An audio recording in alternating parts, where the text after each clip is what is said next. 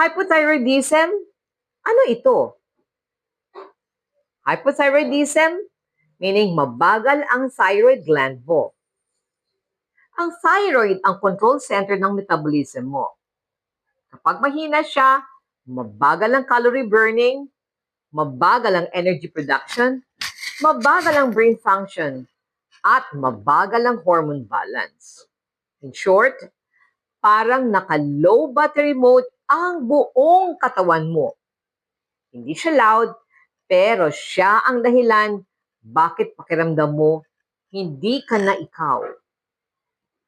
Ano-ano ang mga senyales ng hypothyroidism that women usually ignore? Una, pagod kahit kumpleto ang tulog. Weight gain kahit hindi naman sobrang kain. Brain fog, lutang o hirap mag-focus. Hair fall plus thinning. Laging giniginaw even without reason. Depression, low mood or walang gana. Irregular or heavy periods.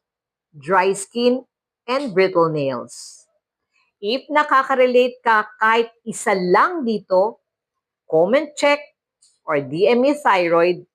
Let's stop guessing and let's understand what your body is really saying. This is Nurse Feline saying, symptoms are signals. Early detection is self-respect.